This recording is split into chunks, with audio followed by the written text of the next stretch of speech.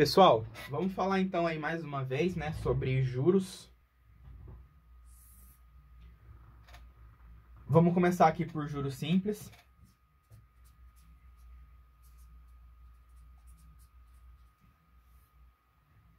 Então, só para lembrar aí, né, quando a gente fala sobre porcentagem, pessoal, P%, porcentagem é a mesma coisa que a fração centesimal, né? Então, 30% é igual a 30 sobre 100. Que pode ser escrito também como 0,3. Tudo bem? Então, o que são juros simples?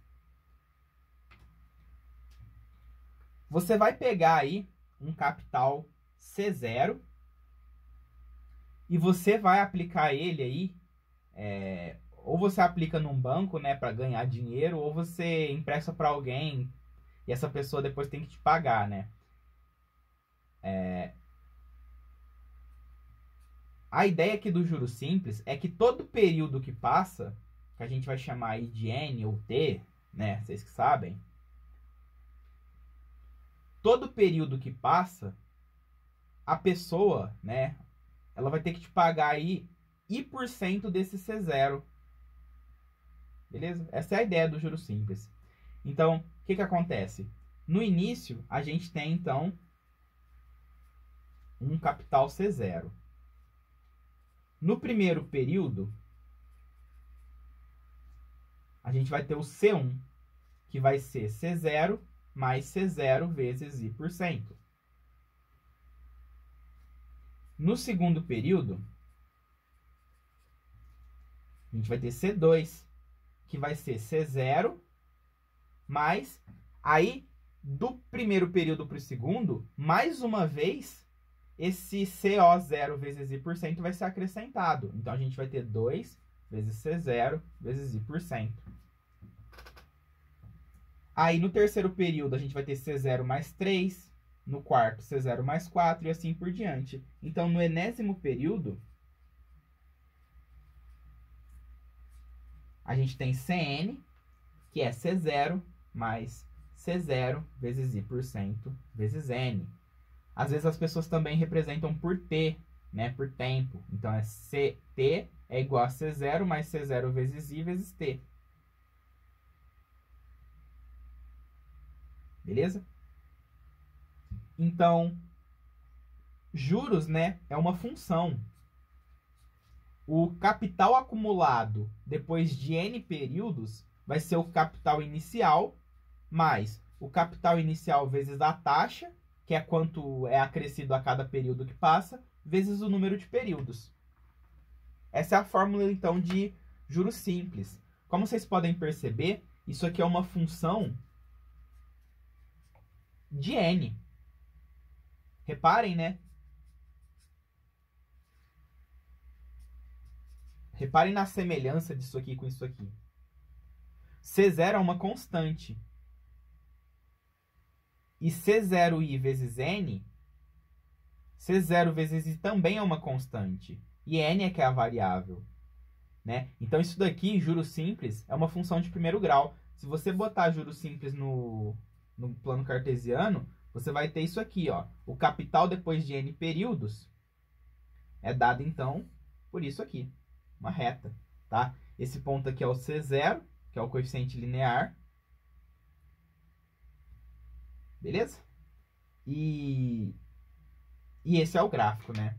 Só lembrando aí que esse cara aqui, ele é chamado de montante.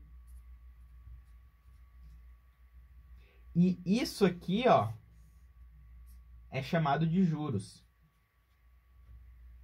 Então, juros, pessoal, é o quanto aumentou. Tá? Juros não é o valor final. Juros é o quanto aumentou do valor inicial. Porque se você pega os juros e soma com o valor inicial, que é o C0, você tem um montante. Então, juros também pode ser escrito como uma função. Os juros no período N vai ser dado por C0 vezes I% vezes N. E reparem que essas duas aqui têm o mesmo coeficiente angular, né? Então, em laranja aqui, eu desenhei a função dos juros. enquanto que em verde eu desenhei a função do montante. Então percebam a diferença, né? O montante, ele é os juros somado com um capital zero.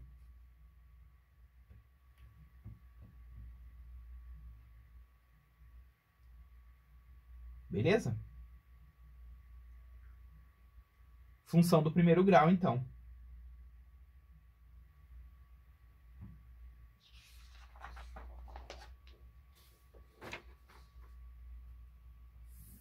O que mais tem para falar de juros simples? Vamos fazer um exemplo? Ó, você vai pegar aí um capital inicial de R$10.000. A taxa vai ser de 12% ao ano. Geralmente, quando vocês estiverem trabalhando com juros, vocês vão ver, por exemplo, AA. AA significa ao ano. Se tivesse AM, seria ao mês. Se tivesse AT, ao trimestre. AS, ao semestre, né? É o período aí. Porque a gente não pode falar mês, né, pessoal? Esse N aqui, ele não é mês. Ele pode ser mês, mas ele pode ser qualquer unidade de tempo. Certo? Ele pode ser mês, ele pode ser ano. Então, aqui, eu estou falando que a taxa é de 12% ao ano. E esse capital, então, ele vai ficar aplicado durante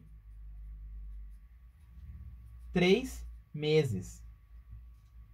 E eu quero saber, então, qual que é os juros e qual que é o montante.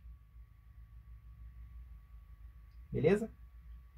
Então, a primeira coisa que a gente tem que fazer é conferir se a unidade aqui do período está compatível com a unidade da taxa. A taxa, pessoal, ela é de 12% ao ano. E o nosso período ele foi dado em meses, né? Então, a gente tem que converter esse meses aqui para anos.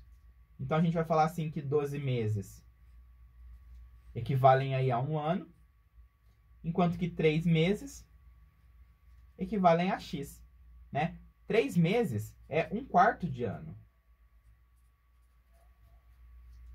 Então, o nosso período não vai ser 3. O nosso período vai ser 1/4. Porque o período, ele consiste aí de quantos por cento o capital zero vai render nesse período. Então, é 12% em um ano. E ele vai ficar aplicado, então, só por 3 meses. Ou seja, ele não vai ficar aplicado por um ano todo. Então, não vai ser esses 12% de 10.000 a resposta. Não vai ser 3 vezes 12% de 10.000. Vai ser 1/4, né? Então, os juros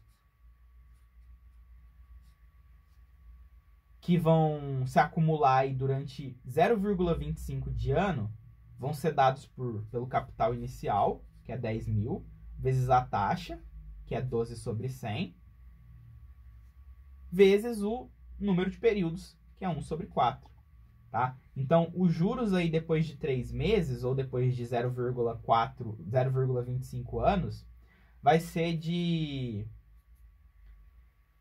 R$300, né? Se ele tivesse sido aplicado em um ano, ele seria 12%. Aí ele seria 1.200. Então, percebam a diferença, né? E se ele tivesse ficado aplicado 3 anos, seria R$3.600. Então, olha que como 3 meses é diferente de 3 anos, né? Como ele ficou aplicado só 3 meses, ele corresponde a R$300. Se ele tivesse ficado aplicado um ano, ele equivaleria a R$1.200, certo? Então, o que o exercício quer é isso aqui, ó. Os juros, depois de 3 meses, e o montante. O montante depois de 3 meses vai ser os 10.000 mais esses 300, né? Então, o montante vai ser R$10.300. Beleza? Então, juros simples apresentam um comportamento linear, né? Função do primeiro grau. Justamente porque quando a gente deduz a fórmula de juros simples, ela é uma função polinomial da forma x mais b. Ou seja, ela representa aí o gráfico de uma reta. Tudo bem? Os juros, ele é diretamente proporcional ao tempo que ele ficou aplicado. Massa? Muito bem. Acabou que foi mais rápido do que eu imaginava falar sobre juros. Pessoal, na próxima parte do vídeo eu vou gravar sobre juros compostos. Tudo bem? Bora lá.